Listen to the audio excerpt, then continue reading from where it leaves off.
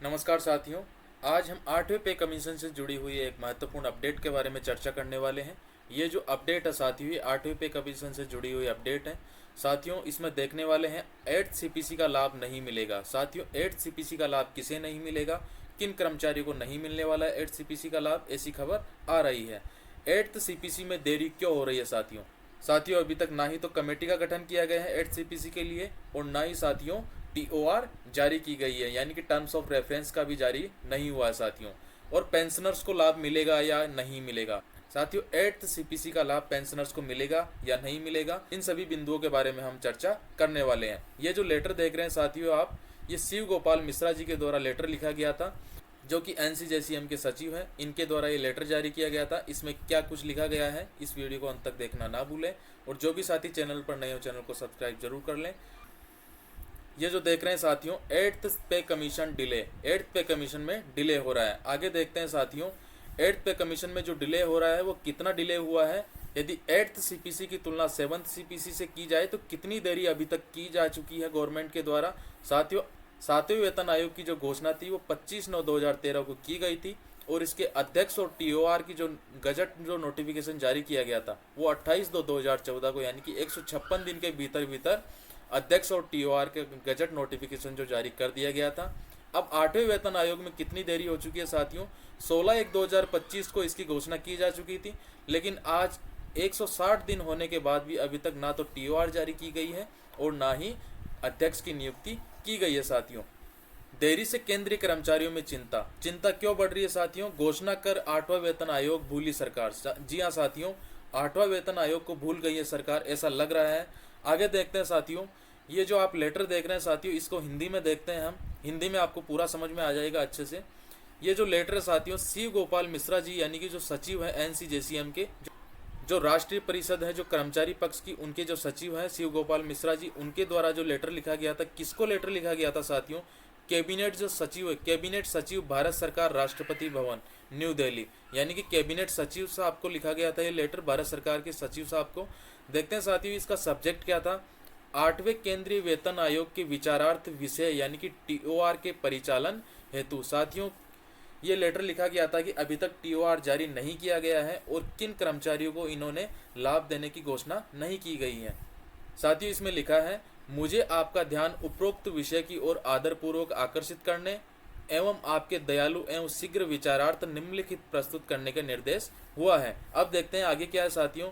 कार्मिक लोक शिकायत एवं पेंशन मंत्रालय के संदर्भित पत्र के माध्यम से सूचित किया है कि भारत सरकार ने 8वें केंद्रीय वेतन आयोग सीपीसी के गठन का निर्णय लिया है तथा उक्त आयोग के लिए संदर्भ की शर्तें अंतिम रूप दिए जा रहे हैं। तदनुसार राष्ट्रीय परिषद के कर्मचारी पक्ष के विचार और सुझाव आमंत्रित किए गए और उन्हें विचारार्थ डीओपीटी को प्रस्तुत किया गया। ये जो डीओपीटी है साथियों, department of personal and training है। हालांकि सुझाव प्रस्तुत करने और मामले पर चर्चा करने के लिए प्रारंभिक बैठक आयोजित की गई। टीओआर्स के लगातार देरी होने से केंद्र सरकार के कर्मचारियों और पेंशन भोगियों के बीच व्यापक अटकलें और अनिश्चितता पैदा हो गई है। साथियों, इसमें लिखा है कि टीओआर के जारी नहीं होने की वजह से पेंशन भोगियों और कर्मचारियों के बीच जो है अटकलें और अनिश्चितता पैदा हो गई है कि क्या वास्तव में ही 8th पे कमीशन लागू होगा या नहीं होगा, और स्पष्ट और समय पर संचार के अभाव में 8वें सीपीसी की स्थापना के बारे में घोषणा की विश्वसनीयता के बारे में कर्मचारियों के बीच आशंकाएं बढ़ रही है। कई लोगों को डर है कि यह कदम एक वास्तविक प्रशासनिक पहल है या नहीं। कई कर्मचारियों को डर है कि क्या ये वास्तव में एक पॉलिटिकल स्टंट खेला गया था। आगे देखते हैं साथियों, इसके अलावा केंद्र सरकार के पेंशन भोगियों में गंभीर चिंता पैदा हो गई है, खास तौर पर यह वित्त विधेयक की अधिसूचना के मद्देनजर, जिसमें कहा गया था, एक अधिसूचना जारी की गई थी वित्त विभाग के द्वारा साथियों, जिसमें कहा गया था कि सरकार के पास यह विवेकाधिकार है कि वह पेंशन भोगियों को 8वें पे कमीशन के तहत वेतन निर्धारण का लाभ दे या नहीं दे। साथियों, इस वजह से कर्मचारियों में डर पैदा हो रहा है। ये जो वित्त विभाग का जो आदेश जारी किया गया था, इसके बाद साथियों कर्मचारियों में डर पैदा हुआ कि सरकार के पास विवेकाधिकार है कि वह पेंशन भोगियों को 8वें पे कमीशन का लाभ दे या नहीं दे। आगे देखते हैं साथियों, इससे सेवानिवृत्त कर्मचारियों में असुरक्षा और नाराजगी की भावना बढ़ रही है, जिन्हें उम्मीद है कि सेवारत कर्मचारियों के साथ उनके साथ भी समान व्यवहार किया जाए। आगे देखते हैं साथियों, उपरोक्त घटनाक्रमों के मद्देनजर हम सभी आपके माननीय कार्यालय से अनुरोध करते हैं कि पारदर्शिता, समानता तथा केंद्र सरकार के कर्मचारियों और पेंशन भोगियों के समग्र मनोबल के हित में कृपया निम्नलिखित प्रस्तुतियों पर विचार करें। पहला लिखा है साथियों, इसमें 8वें केंद्रीय वेतन आयोग के अंतिम रूप में तैयार किए गए संदर्भित विषयों TOR पर स्पष्ट और व्यापक रूप से प्रसारित दिशा निर्देश यथाशीघ्र जारी किए जाएं, ताकि किसी भी अस्पष्टता को दूर किया जा सके और कार्यबल के बीच विश्वास बहाल किया जा सके।